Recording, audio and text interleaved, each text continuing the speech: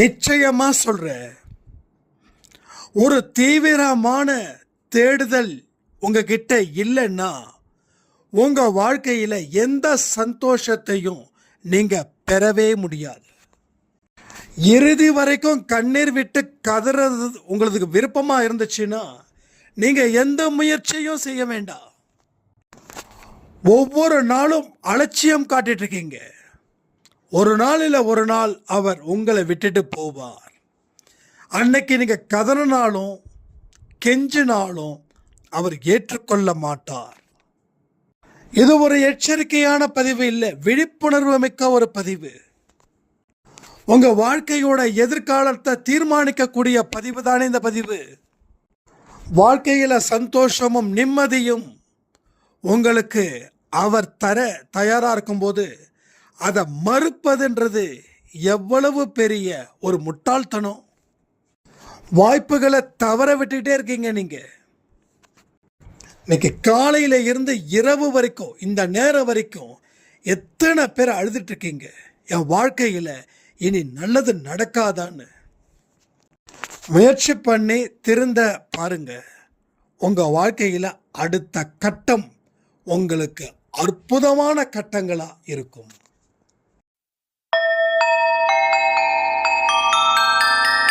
ஓம் சாயிரா சாயிரா, ஓம் சாயிரா சாயிரா, ஓம் சாயிரா சாயிரா, அன்பே சாயிரா, பேரன்பே சாயிரா, அகிலம் தளிக்க ஆத்மா விழிக்க அனுதினம் சாயிரா, எங்கள் அன்பே சாயிரா.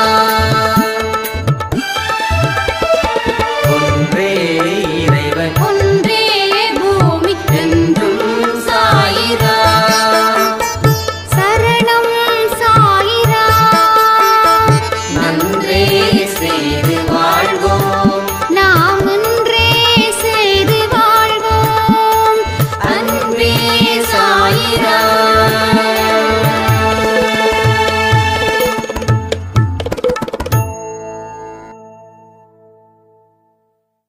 சாய்ராம். என் உயிரின் உயிரானவர்களே, எவ்வளவுதான் நம்ம வாழ்க்கையில கடவுளை வணங்கினாலும் மனசுல நம்பிக்கை அப்படின்ற ஒரு தீபத்தை ஏற்றி வைக்கலைன்னா அந்த இடம் எப்பொழுதும் கும்மிருட்டாக தான் இருக்கும். நீங்க நல்லபடியா வணங்குறீங்க, கடவுள் உங்க கூட இருக்கிறாரு, இல்லை எந்த சந்தேகமும் இல்லை. ஆனா கடவுளை வணங்குவதற்கு தேவையான அடிப்படை தத்துவம் என்ன தெரியுமா? Just confident. அந்த கான்ஃபிடென்ஸ் எங்க இல்லையோ அங்க எதுவுமே நடக்கிறதே இல்லை.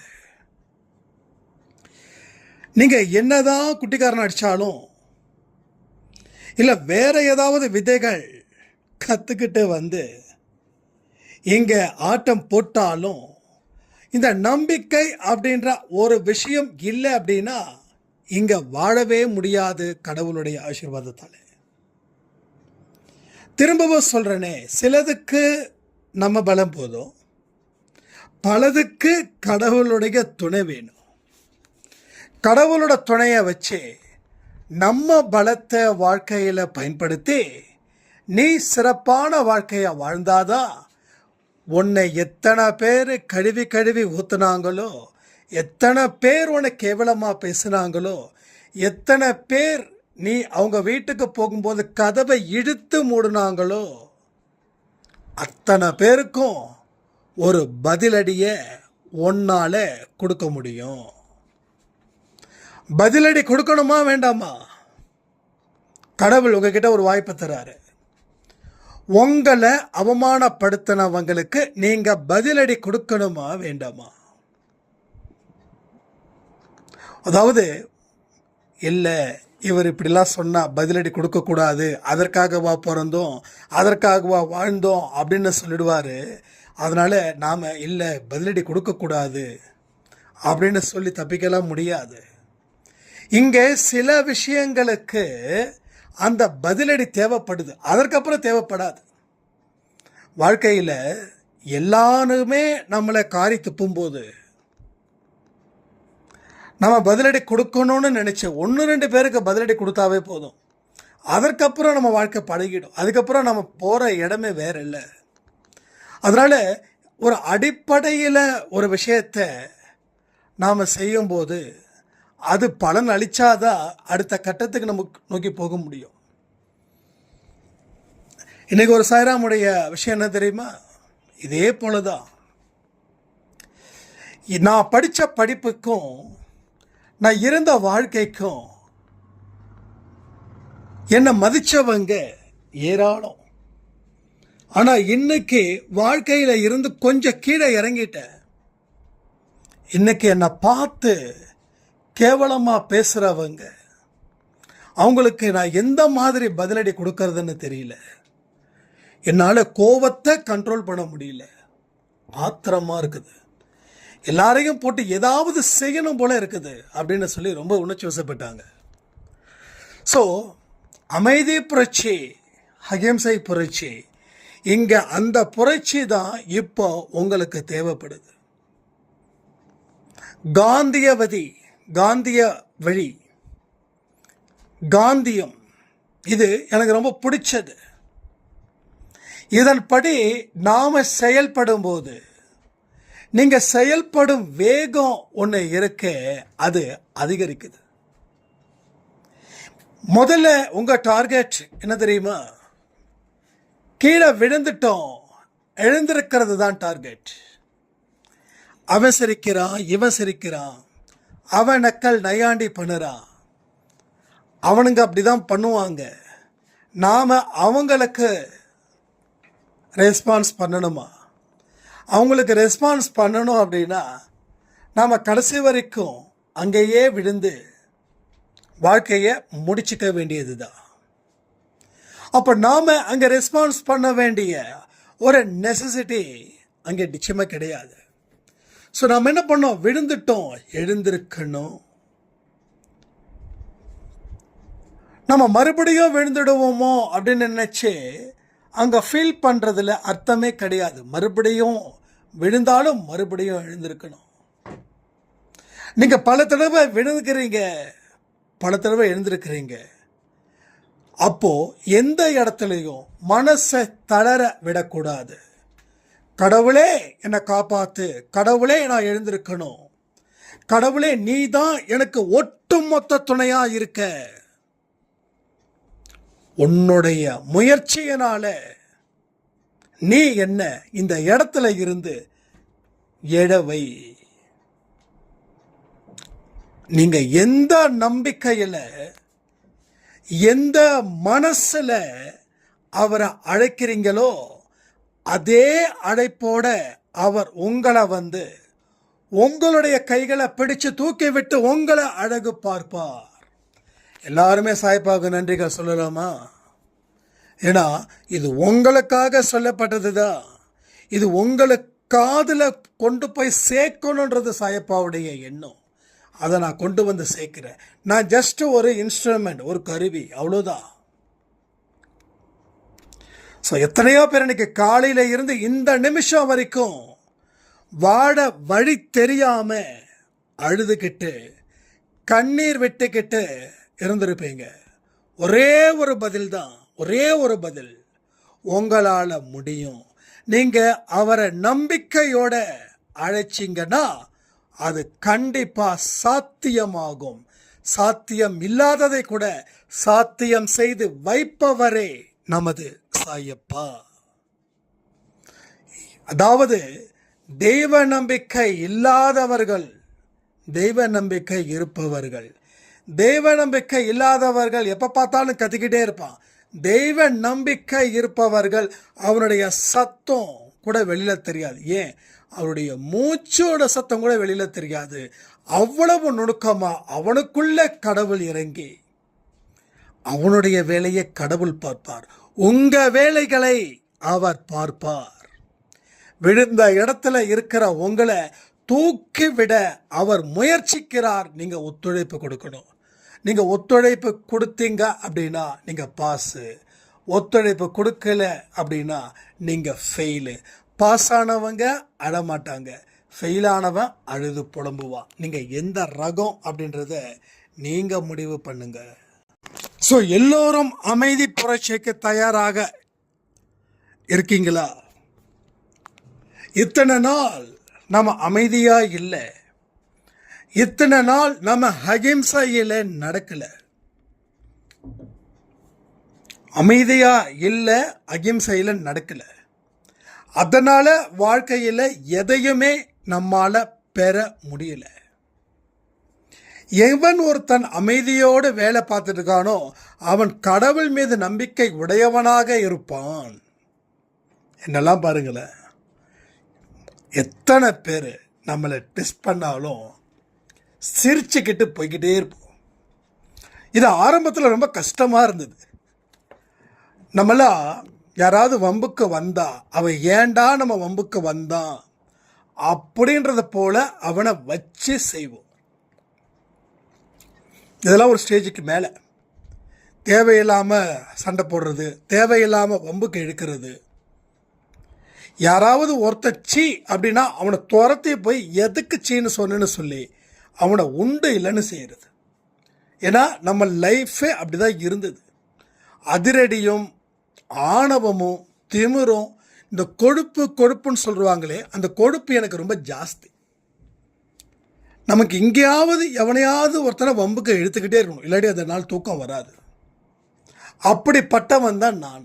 ஆனால் எந்த இடத்துலையும் எந்த சந்தோஷமும் கிடைக்கல.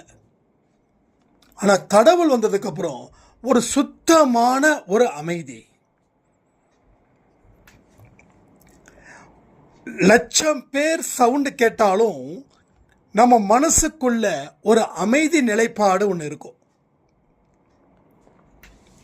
இந்த ஞாயிற்றுக்கிழமை போனீங்கன்னா இந்த மீன் கடைக்கெல்லாம் போனீங்கன்னா கிலோ இந்த கிலோ இத்தனை ரூபா அத்தனை ரூபா சொல்லுவாங்களே, அந்த இடத்துல போனால் கூட எனக்கு எந்த டென்ஷனும் ஆகிறது இல்லை, வேர்வை கூட வர்றதில்லை. எனக்கு தெரிஞ்ச ஒருத்தர் சொன்னார், இவ்வளவு இதாக இருக்குது, எப்படி உங்களுக்கு வேர்வையே வரல? ஆனால் பயங்கரமான சந்தை மார்க்கெட். அது நடந்து 2 வருஷத்துக்கு முன்னாடி, நான் இப்போ சொல்லலை. அவரை பார்த்தா உடம்பெல்லாம் வெறுத்து போயிடுச்சு. மீன் கடை மட்டும் ரொம்ப சின்னது, ரொம்ப சந்து மாதிரி இருக்கும். 100 பேர் இருக்கிற இடத்துல 1000 பேர் தான் எப்படி இருக்கும், அது மாதிரி. அப்போ நான் இயல்பாகவே இருந்தேன். அப்போ தான் எனக்கு தெரிஞ்சது, இந்த சத்தத்தை நான் ஏற்றுக்கிட்டா தானே இந்த சத்தத்துக்கு இருக்கக்கூடிய கஷ்டங்கள் எனக்கு வரும். இந்த சத்தத்தை நான் ஏற்றுக்காத வரைக்கும் எனக்கு எந்த பிரச்சனையும் இல்லை. ஏற்றுக்கிட்டா எனக்கு பிரச்சனை இருக்குதுன்னு அர்த்தம். அதை நான் அவர்கிட்ட சொன்னேன். அவருக்கு ஒன்றும் புரியல. அது எப்படி அந்த சத்தத்தை ஏற்றுக்காமல் இருக்க முடியும் அப்படின்னாரு. அவர் காதால தான் அந்த சத்தத்தை வருதுன்னு நினைக்கிறார். ஆனால் மனசில் அந்த இடத்த ஸ்டாப் பண்ணிட்டா ஒன்றும் கேட்காது. ட்ரை பண்ணி பாருங்க. இந்த கரண்ட் ஷட் டவுன் பண்ணுவாங்கல்ல, அப்போல்லாம் நம்ம வீட்டில் வந்து ரொம்ப டென்ஷன் ஆவாங்க. இப்போ பாரு கரண்ட்டு கட் பண்ணி தொலைகிறானுங்களே, 2 மணி 3 மணி இந்த நேரத்துலலாம். அப்போ எனக்கு உடம்பு வேர்க்கவே வேர்க்காது. நான் இருந்த ஊர் தெரியும், ஈரோடு எப்படி இருக்குன்னு தெரியும், வேர்க்காது. இப்போ என்ன அர்த்தம், அந்த விஷயத்தை நான் ஏற்றுக்கிட்டா தான் எனக்கு உடம்பு வேர்க்கும், டென்ஷன் ஆகும். நான் டென்ஷனே ஆகாதப்போ எனக்கு எப்படி வேர்க்கும்? அப்போ நமக்குன்னு ஒரு காற்று இருக்குதுன்னு நினச்சி பார்த்தீங்கன்னா அந்த காற்று நீங்கள் ஃபீல் பண்ணுவீங்க. ஃபீல் பண்ணும்போது உங்கள் பாடி ஃபுல்லாக சில் ஆகும். இது எத்தனை பேர் ஃபீல் பண்ணீங்க? ஃபீல் பண்ணவங்க கமெண்ட் பண்ணுங்கள், ஃபீல் பண்ணாதவங்க நான் ஃபீல் பண்ணலன்னு சொல்லுங்கள், நம்ம பார்த்துக்கலாம். ஏன்னா நீங்கள் பதிவை நல்லா தெளிவாக கேட்டாவே போதும். 10 பதிவுக்கு அப்புறம் 11வது பதிவு உங்களுக்கு மிகப்பெரிய ஒரு நீங்கள் நினச்சதை விட சூப்பரான ஒரு விஷயத்தை, மாற்றத்தை ஏற்படுத்தும். இதை நான் சொல்லலைங்க, ஒரு அன்பே சாய் குடும்பத்தில் இருக்கிறவங்க சொன்னாங்க. 10 பதிவை நான் தொடர்ந்து கேட்டேன். 11வது பதிவு எனக்கு ரொம்ப சிம்ம சொப்பனமாக இருந்தது அப்படின்னாங்க. அந்த நம்பரை வச்சு தான் நான் சொல்கிறேன். மற்றபடி எனக்கு எல்லா பதிவுமே எனக்கு சிறந்த பதிவு தான். ஏன்னா இது நான் வந்து பேசலை, நான் உருட்டலை, அவர் பேச சொல்கிறாரு, நான் இங்கே பேசிகிட்டு இருக்கேன். சில பேர் பார்த்தீங்கன்னா ஏதாவது ஒன்று உருட்டிக்கிட்டே இருப்பாங்க. அது இது சாய்ப்பாவுக்கு பக்கத்தில் இவங்க நின்று பேசுகிற மாதிரியும் அது நமக்கு செட் ஆகாது. அப்போ என்ன புரிஞ்சுக்க வேண்டிய விஷயம், நீ எதை ஏற்றுக்கிறையோ அது உனக்கு நல்லது செய்யுதோ கெட்டது செய்யுதோ. நல்லது செய்யணும்னா கெட்டது எது வருதோ அதை ஏற்றுக்காத. அப்போ நல்ல விஷயங்கள் 1-2 இருக்கும், அதை நீ உறிஞ்சிடு. அன்னப்பறவை தெரியும்ல, பாலையும் தண்ணியையும் ஒன்றா வச்சு என்ன பண்ணும், பாலை மட்டும் உறிஞ்சு குடிச்சு போயிடும். ஆனால் இப்போ இருக்கிற அன்னப்பறவை எதுவும் குடிக்காது, ஏன்னா ஒரிஜினல் பாலே கிடையாது. பால் சாப்பிட்றவனுக்கு பல வியாதின்னு சொல்லுவாங்க. ஏன்னா பாலே ஒரு ஸ்டேஜுக்கு மேலே சாப்பிடக்கூடாதுன்னு சொல்கிறாங்க. இருக்கிறதுலே மாமிசம் எதுனா பால் தான் சொல்கிறாங்க. ஏன்னா அது ஒரு மாட்டோடைய ரத்தம். சில பேர் என்கிட்ட கேட்பாங்க, வினோதமாக சிக்கன் சாப்பிடலாமா, மட்டன் சாப்பிடலாமா? அதெல்லாம் பாவம் இல்லையா? காஃபி எத்தனை டைம் குடிக்கிறீங்க, டீ எத்தனை டைம்? அது ஒரு 5-6 போயிடுதுங்க. அப்போது அங்கே மாட்டோடைய ரத்தத்தை குடிக்கிறமே, மாட்டோட பால் யாருக்கு? அந்த கண்ணுக்குட்டிக்கு தானே. அதை மனுஷன் குடிக்கலாமா? ஸோ நம்ம சில விஷயங்களை நமக்கு சாதகமாக என்ன இருக்குதோ அது நல்லதாகவும், நமக்கு சாதகம் இல்லாத விஷயத்தை கெட்டதாகவும் நினச்சிக்கிட்டோம். அப்படி தான் வாழ்ந்துட்டு இருக்கோம். ஸோ உங்கள் லைஃப்பில் பல விஷயங்களை நாம் தெரிஞ்சோ தெரியாமலோ தாண்டி போகிறோம். சிலது நம்ம தாண்டுறோம், தாண்டும் போது என்ன ஆயிடுச்சு, அது கூடவே ஒட்டிக்கிச்சு. அது கூடவே ஒட்டிக்கிட்டு என்ன பண்ணுது, நமக்கு பல கஷ்டத்தை கொடுக்குது. நீ ஏற்றுக்கிறதும் ஏற்றுக்காததும் உன்னோட மனநிலை பொறுத்தே தானே தவிர வேறு எதை பொறுத்தும் இல்லை. அப்போ ஒரு கசப்பை ஏற்றுக்கிட்டியா, சந்தோஷம். ஒரு தனிமையை நீ ஏற்றுக்கிறியா, ரொம்ப ரொம்ப சந்தோஷம். வாழ்க்கையில் நீ நிறைய சிந்திக்கலாம். தனிமை ரொம்ப நல்லது, ரொம்ப சிறப்பானது. தியானம் என்ன தனியாக தானே உட்காந்து பண்ணுறோம், பிரார்த்தனை என்ன தனியாக தானே உட்காந்து பண்ணுறோம். சில கூட்டு பிரார்த்தனை விட்டுருங்க, ஜென்ரலாக சொல்கிறேன். ஒரு 10 நிமிஷம் 15 நிமிஷம் உட்கார நம்மளால் முடியல, 10 நிமிஷம் உட்கார முடியல. நம்ம எத்தனையோ தடவை சொல்லிட்டோம், தியானம் செய்யுங்க, 10 நிமிஷம் உட்காருங்க. ஆனால் எல்லாருக்கிட்டேருந்தும் வந்த பதில் என்ன தெரியுமா, 10 நிமிஷம் என்னால் உட்கார முடியல. அப்போது 10 நிமிஷம் கூட பொறுமையாக உங்களால் ஒரு விஷயத்தை செய்ய முடியல. இது ஒத்துக்கிறீங்களா இல்லையா? இதுவே மிகப்பெரிய தோல்வி உங்களுக்கு. இதுதான் மிகப்பெரிய தோல்வி. இந்த தோல்வி தான் உங்களுக்கு எல்லா விஷயத்தையும் உள்டாவாக மாற்றிடுது, உங்கள் வாழ்க்கையவே. அப்போ எப்படி நீங்கள் அமைதியாக இருக்க போகிறீங்க? ஏதாவது ஒரு ப்ராக்டிஸ் பண்ணணும், ஒரு பயிற்சி இருக்கணும், ஒரு ட்ரைனிங், ஒரு லேர்னிங். இங்கே ட்ரைனிங்கும் இல்லை கிடையாது, லேர்னிங்கும் கிடையாது. அப்போது ஒரு தினமும் 10 நிமிஷம் உங்கள் இஷ்டப்பட்ட நேரத்தில், இதுக்கு கஷ்டப்பட வேண்டிய அவசியமே இல்லை. நம்ம என்ன 24 மணி நேரமும் பிஸியாவா இருக்கிறோம்? சத்தியமா இல்லை. நான் ரொம்ப பிஸி அப்படின்னு தயவு செய்து சொல்லாதீங்க. நீங்க பிஸின்னு சொன்னீங்கன்னா நீங்க பிஸியா இல்லைன்னு அர்த்தம். சாய்ப்பா கிட்ட இருந்து நேரத்தை நீங்க குறைக்கிறீங்க. எதுக்கு தெரியுமா நேரத்தை குறைக்கிறீங்க? யமன் கிட்ட நேரத்தை அதிகரிச்சுக்கிட்டு இருக்கீங்கன்னு அர்த்தம். ஒரு நேரத்தை குறைச்சா ஒரு நேரம் அதிகரிக்கும். நீங்க யாருக்கு அந்த நேரத்தை அதிகரிக்கணும், யாருக்கு அந்த நேரத்தை குறைக்கணும்னு முடிவு பண்ண வேண்டியது நீங்க தானே. வாழைப்பழத்தை எடுத்து உரிச்சு வாயில வைக்கணும்னு நினைக்கிறீங்க, அது முடியாது. எது இயல்பாக இருக்குதோ அதை ஏற்றுக்கணும். அழுக அழுதுருங்க. வாழ்க்கையில் வாழணும்னு நினச்சிங்கன்னா அதுக்கு தேவையான விஷயங்களை தேடுங்க, முழுமையாக தேடுங்க. தேடி அதில் என்னென்ன சொல்லப்பட்டு உள்ளதோ அதை அத்தனையும் செயல்படுத்த முயற்சி செய்யணும். இஷ்டத்துக்கு நம்ம வாழக்கூடாது. இஷ்டத்துக்கு வாழ்ந்தா வாழ்க்கை கஷ்டப்படுற மாதிரி போயிடும்.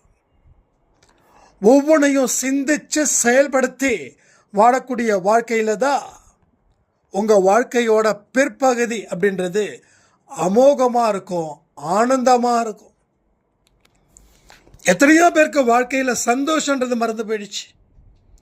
நாம் ஒரு 5-6 மாதத்துக்கு முன்னாடி ஒரு பதிவில் கேட்டிருந்தோம், நீங்கள் மனதார சிரித்து எத்தனை வருஷம் ஆகுது? நான் நினச்சேன் ஏதோ ஒரு மாதம் இல்லை 6 மாதம், ஜஸ்ட் 1 இயர் சொல்லுவான்னு பார்த்தா ஒருத்தவங்க சொல்கிறாங்க 20 வருஷம் ஆச்சுங்க.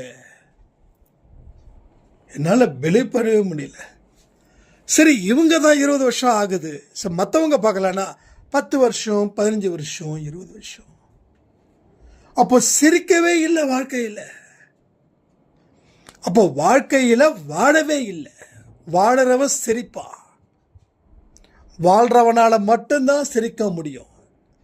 ஒரு வாழ்க்கைன்னா எப்படி இருக்கணும்? நீ ஒரு மண் குடிசையில் இருந்தா கூட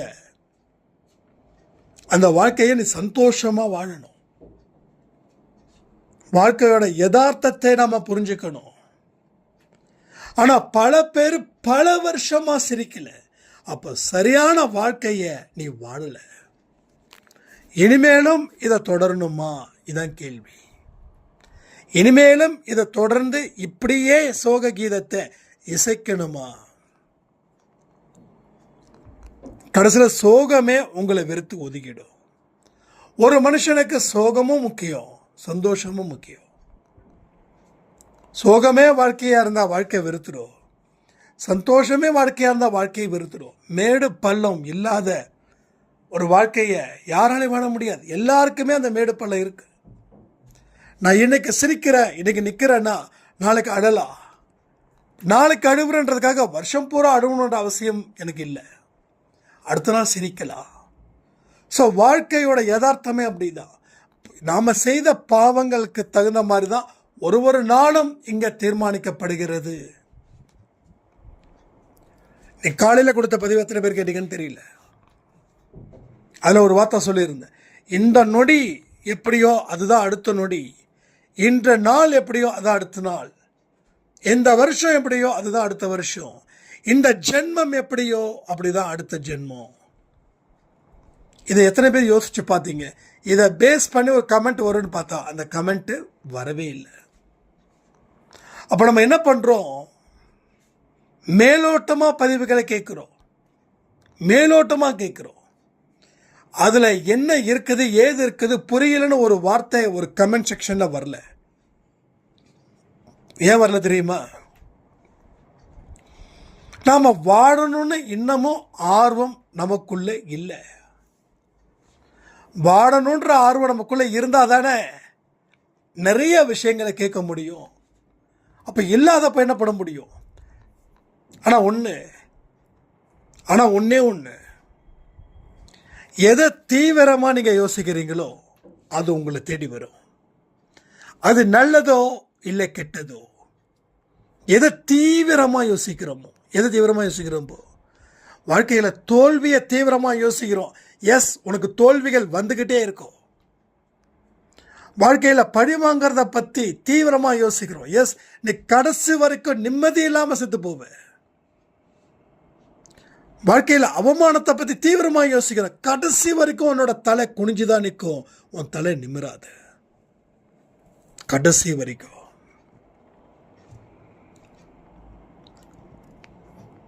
ஸோ இங்கே எல்லாருமே நல்லா வாழ்ந்துருக்கணும், எல்லாருமே சரி. இன்னைக்கு அன்பேசாய் குடும்பத்தில் நீங்கள் இருக்கீங்கன்னா நீங்கள் டெஃபினட்டாக ஒரு பெரிய ஒரு லைஃப்பை நீங்கள் இந்நேரம் லீட் பண்ணியிருக்கணும். லீட் பண்ணாததுக்கு காரணம் என்ன தெரியுமா? உங்களுடைய அலட்சிய போக்கு. உங்களோட அலட்சியத்தோட ஒரு படியை தான் நீங்கள் இன்னைக்கு வரைக்கும் ஏறிக்கிட்டு இருக்கீங்களே தவிர இறங்க மாட்டேங்கிறீங்க. இதற்கெல்லாம் என்ன முடிவு? இதற்கெல்லாம் என்ன விஷயத்தை செய்ய போறீங்க? எல்லாத்தையும் யோசிச்சு பார்த்து முடிவு பண்ணுங்க. சாயப்பா எங்கேயும் இல்லை, உங்க கூட தான் இருக்காரு. தயவு செய்து அவரை விரட்டி விட்டுறாதீங்க. நீங்கள் செய்யக்கூடிய செயல்களை பொறுத்து தான் அவர் உள்ளே வரதும் இல்லை உங்களை விட்டுட்டு போகிறதோ. அவர் உங்களுக்கு வாய்ப்புகள் கொடுக்குறாருன்னா அந்த வாய்ப்பை பயன்படுத்திக்கணும். அவர் உங்ககிட்ட எனக்கு கெஞ்சிக்கிட்டே இருக்க மாட்டார், வாய்ப்பை பயன்படுத்து வாய்ப்பை பயன்படுத்துன்னு. சரி, நீங்கள் கெஞ்சிக்கிட்டே இருந்தாலும் நாளைக்கு காது கொடுத்து கேட்க மாட்டார். ஏன்னா அவர் கூட நிற்கும்போது நாம் எதையும் பயன்படுத்திக்கல. அவர் போனதுக்கப்புறம் ஐயோ என் கண்ணு போச்சு, என் சொல்லு போச்சு, என் பொருள் போச்சு, எனக்கு எல்லாமே போச்சு அப்படின்னா அவர் அந்த நேரத்தில் குருடனாகவும் காது கேட்காதவர் போலவும் இருப்பார். இதெல்லாம் புரிஞ்சுக்கிட்டு வாழ்ந்து பாருங்க. வாழ்க்கையை சரித்திரம் படைப்பதற்காகத்தான் நாம் இந்த அன்பேசாய் குடும்பத்தில் வந்திருக்கோன்றதை மறக்காதீங்கன்னு சொல்லி இந்த பதிவை நான் முடிக்கிறேன். ஜெய் சாய்ராம்.